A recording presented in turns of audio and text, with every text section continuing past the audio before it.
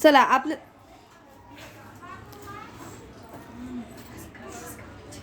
चला मग आपल्याला काय बघायचं आहे आता, रुरल डेव्हलपमेंट इन इंडिया. आपल्याला आत्ता काय शिकायचं आहे, 5वा लेसन शिकायचं आहे.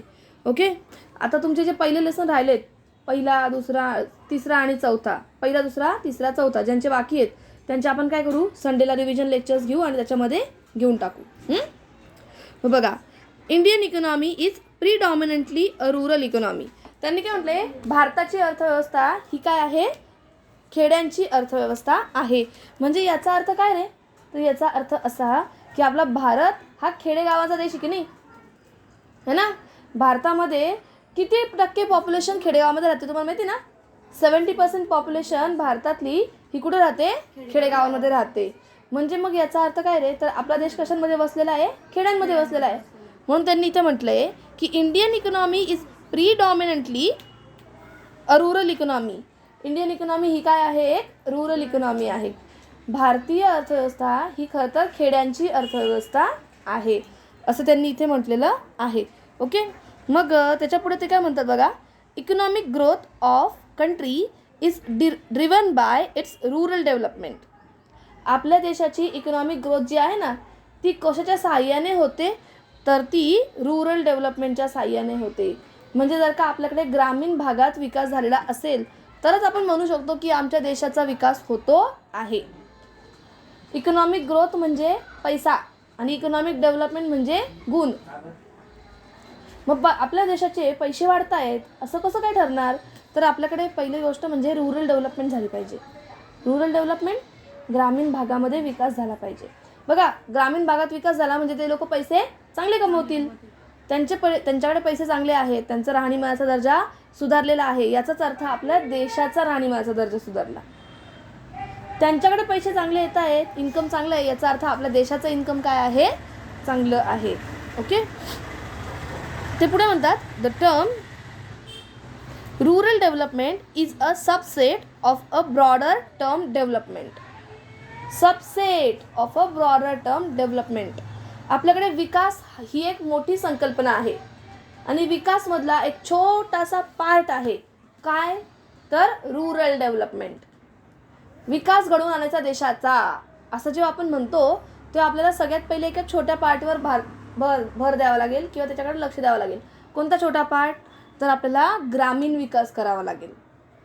विकास या शाखेचा छोटी शाखा आहे, उपशाखा आहे काय, रूरल डेव्हलपमेंट, ग्रामीण विकास. म्हणजे ग्रामीण विकास करणं हे खूप महत्त्वाचं आहे असं इथे त्यांनी आपल्याला म्हटलेलं आहे. पुन्हा ऐका बरं का, की ही जी रूरल टर्मची ही जी रूरल डेव्हलपमेंट ही जी टर्म आहे ती कशी आहे रे, ओव्हरऑल डेव्हलपमेंट टर्म आहे. ओव्हरऑल डेव्हलपमेंट म्हणजे काय, तर आपल्याला फक्त साधंसुद्धा डेव्हलपमेंट नको आहे, एका दृष्टीने नाही तर सर्वांगीण विकास त्यांचा झाला पाहिजे. म्हणजे मग तुम्ही म्हणाल की ॲग्रिकल्चरल सेक्टरमध्ये, हो ॲग्रिकल्चर सेक्टरमध्ये सुद्धा तुम्ही म्हणाल मॅम त्यांना मेडिकल फॅसिलिटीज पण द्यायच्या का, हो त्यांना एज्युकेशन फॅसिलिटीज पण त्या चांगल्या असल्या पाहिजे का, हो सगळ्या बाबतीमध्ये त्यांचा विकास घडवून आणायचा.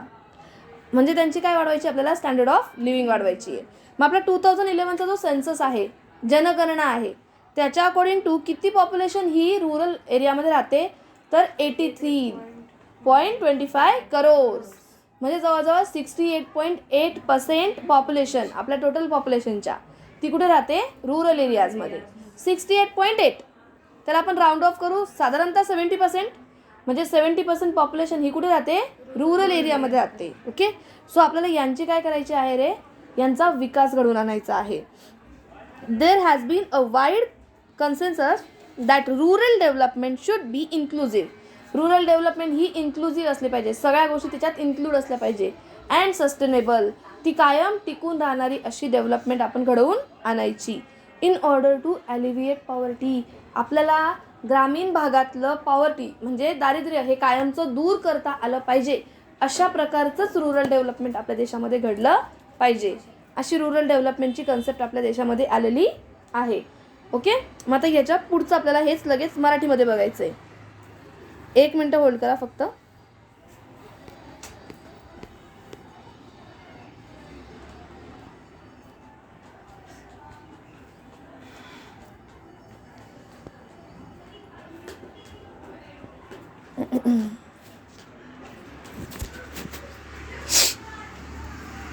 चला मग हीच कॉन्सेप्ट आपण मराठीमध्ये बघूयात.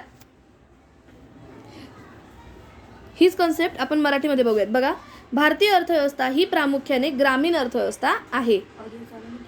चालू आहे. देशाची आर्थिक वृद्धी ही ग्रामीण विकासाला गतिशील करते. म्हणजे देशात जेव्हा आर्थिक वृद्धी आहे, तुम्ही म्हणतात की देशात आर्थिक वृद्धी आहे, तर ती कोणाला गतिशील करत असते? ग्रामीण विकासाला. म्हणजे तुम्ही म्हणताय की आमच्या देशात आर्थिक वृद्धी होतीये, तर म्हणजे काय? तर ग्रामीण भागामध्ये सगळ्यांचा विकास होतो आहे. ओके. आणि मला सांगा, ग्रामीण भागात विकास झाला नाही तर देशाची अर्थव्यवस्था सुधारेल का? नाही. हे दोघं एकमेकांवर कसे आहेत? इंटरडिपेंड आहेत. पुढे काय म्हणतात ते बघा. भारत हा खेड्यांचा देश आहे. ग्रामीण विकास हा विकासाच्या विस्तृत संकल्पनेचा एक महत्त्वाचा घटक आहे. ग्रामीण विकास म्हणजेच देशाचा विकास असा आहे का? नाही. देशाचा विकास घडवून आणायचा असेल ना, तर बऱ्याचशा शाखा आहेत, बऱ्याचशा गोष्टी आहेत ज्या कराव्या लागतील. त्यातली पहिली गोष्ट काय आहे? रूरल डेव्हलपमेंट आहे. तर ग्रामीण भागातील लोकांचा विकास आहे. मग त्यांनी काय म्हटलं, तर ग्रामीण विकासाचा अर्थ ग्रामीण भागाचा एकूण विकास, सर्वांगीण विकास, ज्यामुळे जीवनमानाच्या गुणवत्तेत सुधारणा होते. त्या लोकांच्या जीवनमानाची गुणवत्ता काय झाली पाहिजे? सुधारली पाहिजे. पुढे ते म्हणतात बघा, 2011च्या जनगणनेनुसार देशातील ग्रामीण लोकसंख्या ही 83.25 कोटी इतकी लोकसंख्या ही काय आहे? ग्रामीण लोकसंख्या आहे. म्हणजे शहरात नाही, तर कुठे राहतात हे लोक? ग्रामीण भागात राहतात. टोटल पॉप्युलेशनच्या किती टक्के आहेत ते? 68.8%, 68.80%. मग बघा, जर का तुम्हाला म्हणायचं आहे की सर्वसाधारणपणे ग्रामीण विकास म्हणजे काय? तर ग्रामीण विकास म्हणजे ग्रामीण भागातील दारिद्र्य निर्मूलन करणे हा हेतू असणार त्याचा. तो पण कसा? सस्टेनेबल हेतू, शाश्वत असा हेतू, टिकून राहणारा हेतू आणि सर्वसमावेशक. एका बाबतीत विकास नाही, तर सर्व बाबतीत विकास. आणि तो पण कायमचा की असाच तसाच? कायमचा शाश्वत असा बदल घडवून आणायचा. कुठे? ग्रामीण भागामध्ये. ओके. हे होतं तुमचं काय? स्टार्टिंग. मग आता ग्रामीण विकास तुम्ही एक बघितली, ती कन्सेप्ट बघितली की नक्की काय असतं ग्रामीण विकास म्हणजे नक्की काय असतो? की ग्रामीण विकास म्हणजे कुठे? खेडेगावातल्या लोकांचा विकास करायचा. मग करायचं म्हणजे कसा करायचा हे आपल्याला खालच्या लाईनमध्ये कळतं. खाली बघा काय दिसतं इथे. ग्रामीण विकास या संकल्पनेचा उदय कृषी क्षेत्राशी निगडित असून भारतातील दीर्घकालीन कृषी विकासाशी संबंधित आहे.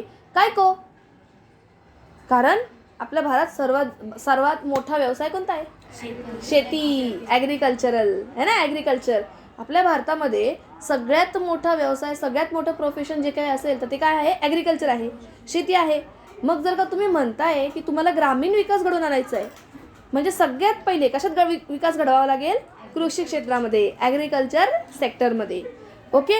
मग त्यांनी इथे आपल्याला 4 पॉईंट्स काढून दिले, सब पॉईंट्स, की आपण यांच्यामध्ये विकास केला की ऑटोमॅटिकली ग्रामीण विकास होणार आहे. ओके. मग बघा, शेती म्हणजे कृषी क्षेत्र, ग्रामीण उद्योग म्हणजे ग्रामीण भागातील उद्योगामध्ये पण विकास घडवून आणायचा. सेवा क्षेत्र, आरोग्य, शिक्षण या सगळ्या गोष्टी कुठे येतात? सेवा क्षेत्रामध्ये येतात. मला सांगा, मी शिकवतीये, मी तुम्हाला काय वस्तू दिली? सेवा दिली, वस्तू नाही दिली आहे ना. त्याच्यानंतर शिक्षण, मग शिक्षण क्षेत्रामध्ये पण काय घडवून आणायचं आहे?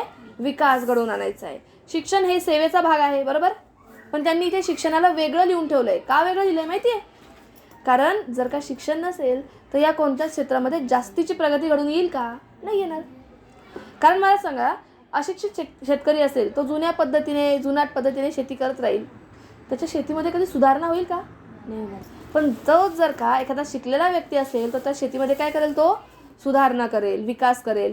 फॉर एक्झाम्पल जर का तुम्ही बघितलं तर आपल्याकडे एक मनमाड साईडला एक शेतकरी आहे. त्याने काय केलं असेल, तुम्ही जर का मूवीमध्ये, टीव्हीमध्ये बघितलं असेल, न्यूजमध्ये, तर त्याने त्याच्या शेतीसोबतच त्याच्या शेतीमध्ये एक छोटासा हौद बांधला आणि त्या हौदामध्ये मोत्याची शेती केली. मोत्यांची शेती. मोती हे जिवंत असतात, म्हणजे ते शिंपले जे असतात ते जिवंत असतात. आणि ते शिंपले कशाला जपण्यासाठी जिवंत राहतात? मोतीला जपण्यासाठी जिवंत राहतात. मग ते मोत्यांची शेती केली त्याने आणि तो दर वर्षाला फक्त किती 1 तासभर त्यांची काळजी घ्यायची आणि दर वर्षाला तो किती कमवतो आज जवळजवळ 1,00,000 मोती तो बनवतो शिंपल्यांपासून. एका शिंपल्यातनं तो 4-4, 5-5 मोती काढतो. एवढं सगळं तो करतो आणि वरतून त्याच्या शेतीचं उत्पन्न सुद्धा तेवढंच आहे. इकडचा पैसा इकडे गुंतवायचा, इकडचा पैसा इकडे गुंतवायचा. हे डोकं कधी लागलं? जेव्हा शिक्षण असेल तेव्हा. सो सेवा क्षेत्रात शिक्षण आहे, पण त्याला त्यांनी वेगळं लिहिलं स्पेशली. का? कारण शिक्षणाला सर्वात जास्त महत्त्व आहे. आलं का लक्षात?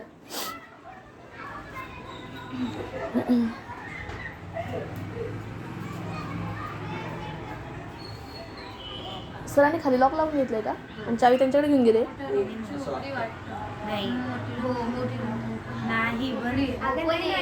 एकाला कडी लावली, एकाला मोठ्याला कडी आहे. आता पुन्हा आवाज आला का पाहते मी यांना. माझं डोकं फिरते.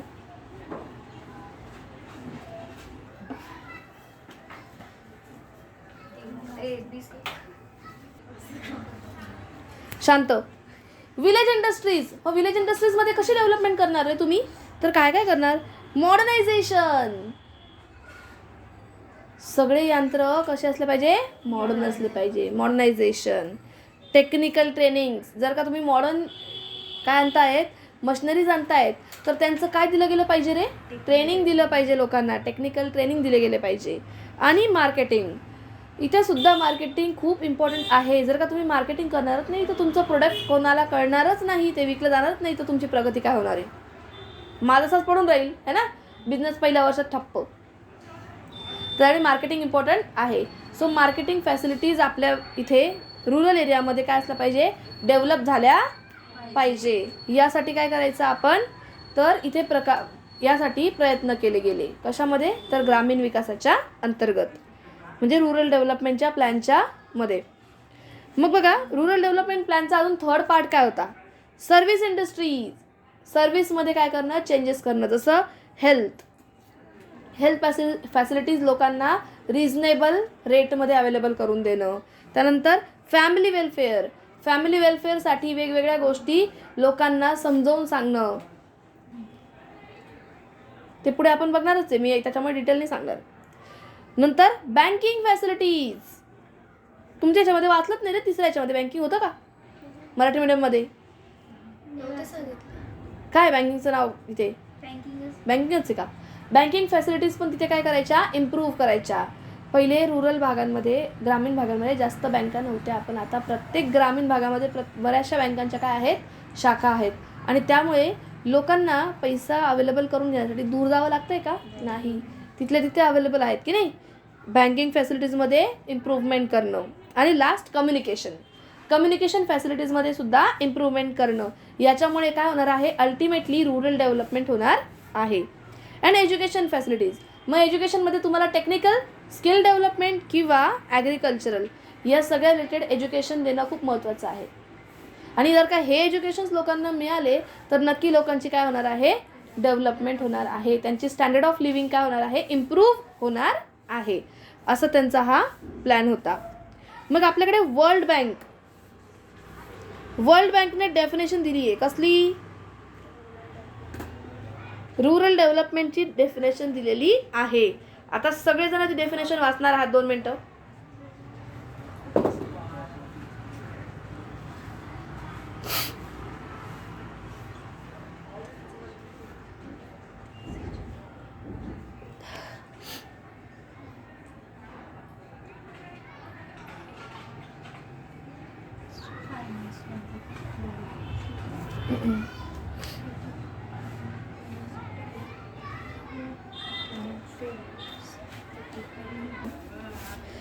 Rural development is a strategy designed.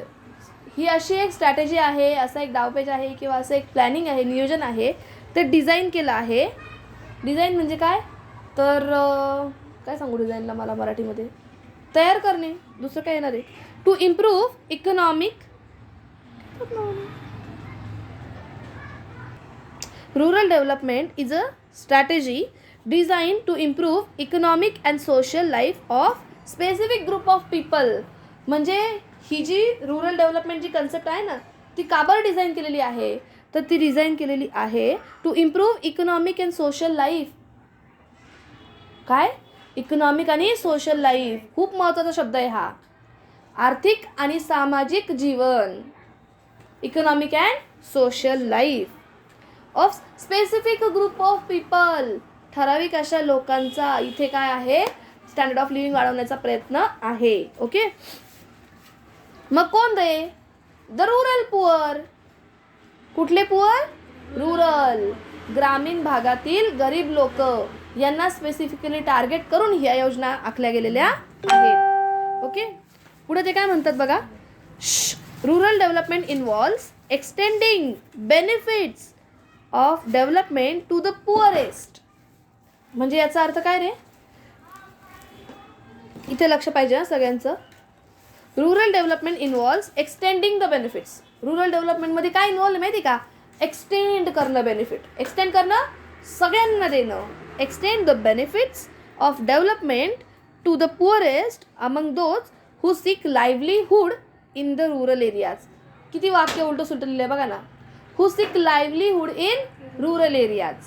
अशा लोकांसाठी हू सीक लाईव्हलीहूड, जे जीवन जगता आहेत इन रुरल एरियाज. घुमा फिरा के उनको बोलना एक ही था की ही सगळी जी आहे योजना ती डिझाईन केलेली आहे for the people living in rural area. Okay. म्हणजे रुरल एरियामध्ये राहणाऱ्या लोकांसाठी. आपण इतकं सिंपल वाक्य लिहू शकलो असतो, त्यांनी ते अवघड करून लिहिलंय. याचा अर्थ काय, तर त्यांना म्हणायचं इथे की बघा इंग्लिशचे वाक्य असे सुद्धा होऊ शकतात. Rural development involves. रुरल डेव्हलपमेंटमध्ये इन्व्हॉल्व आहे काय? Extending the benefits. रुरल डेव्हलपमेंटमध्ये इन्व्हॉल्व काय केलं आहे? एक्सटेंड करा बेनिफिट्स, पोहोचवा बेनिफिट्स. कुणापर्यंत? Benefits of the development to the poorest, सगळ्यात गरीब लोकांना. Among those who seek livelihood in the rural areas. अशा लोकांमध्ये ज्यांचं जीवन ते जगतायत कुठे? रुरल एरियामध्ये. पुअर लोकांना, गरीब लोकांना. पण कोणते गरीब लोक? ग्रामीण भागात जीवन जगणाऱ्या गरीब लोकांना बेनिफिट्स मिळवून देणं. या कन्सेप्टला आपण काय म्हणतो? रुरल डेव्हलपमेंट असं म्हणतो. The group includes small scale farmers. मग तुम्ही म्हणाल मॅम या रुरल पुअर लोकांच्या ग्रुपमध्ये कोण कोण येईल? तर सगळ्यात पहिला स्मॉल स्केल फार्मर्स, ज्यांच्याकडे खूप छोटी काय असते? शेती असते. मोठ्या प्रमाणामध्ये शेती नाही, असे लोक असतात ग्रामीण भागातले गरीब. त्याच्यानंतर टेनंट्स म्हणजे काय? भाडेकरू असतात. मग खरंच भाडेकरू का? नाही, ज्यांनी भाडेतत्वावर शेती चालवायला घेतलेली असते. म्हणजे काही लोक म्हणतात ना शेती माझी आहे पण करायला त्याला दिली आहे. कळतंय का? मग भाडेतत्वावर शेती देणं म्हणजे टेनंट्स. आणि लँडलेस, आणि ज्या लोकांकडे जमीनच नाही आहे, जे लोक फक्त रोजंदारीवर काम करतात शेतीमध्ये, अशा सगळ्या लोकांसाठी ह्या योजना स्पेशली आखल्या गेल्या होत्या. ओके. हेच आपण आता बघणार आहोत मराठीमध्ये.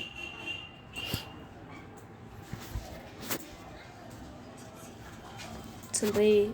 मग ही डेफिनेशन कोणी लिहिलेली आहे? जागतिक बँकेने दिलेली आहे. ग्रामीण विकास ही अशी एक व्यूहरचना आहे, डावपेच, स्ट्रॅटेजी, व्यूहरचना, की ज्यामुळे ग्रामीण भागातील विशिष्ट लोकांचे आर्थिक आणि सामाजिक जीवनमानाचा दर्जा उंचावण्यास मदत होते.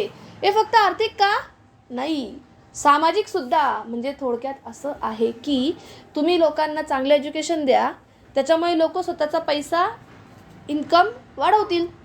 आणि मला सांगा, शिक्षण दिलं की लोकांची मेंटॅलिटी पण काय होते? सुधारते.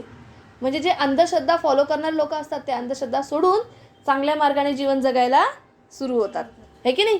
म्हणजे फक्त आर्थिक नाही तर सामाजिक सुद्धा जीवनमानाचा दर्जा सुधारवणं.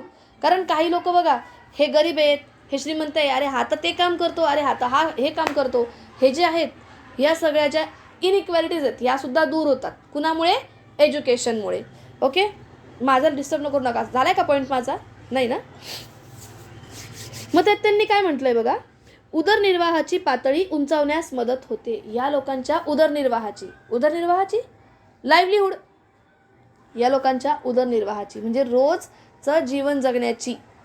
येते लक्षात? उदरनिर्वाह, रोजचं जीवन जगणं, रोजचं आपलं पोट भरणं. उदरनिर्वाहाची पातळी उंचावण्यास मदत होते. याची पातळी, मग आता तुम्हाला याचं एक एक्झाम्पल देईल मी, 1-2 मिनटं द्या फक्त. यामध्ये कुळ, अल्पभूधारक, भूमिहीन, शेतमजूर इत्यादींचा समावेश होतो. मग कसं बघा, अल्पभूधारक ज्यांच्याकडे खूप छोट्या प्रमाणात जमिनी आहेत, भूमिहीन ज्यांच्याकडे जमीन नाही, किंवा शेतमजूर जे शेतीमध्ये मजुरीचं काम करतात, असे सगळे लोक या ग्रुपमध्ये येतात. मग आता उदरनिर्वाहाची पातळी म्हणजे, यासाठी तुम्ही नेहमी लक्षात ठेवाल, तुम्ही कुठे ऐकलंय की नाही मला माहीत नाही, 2100 कॅलरीज आणि 2400 कॅलरीज ऐकलंय का?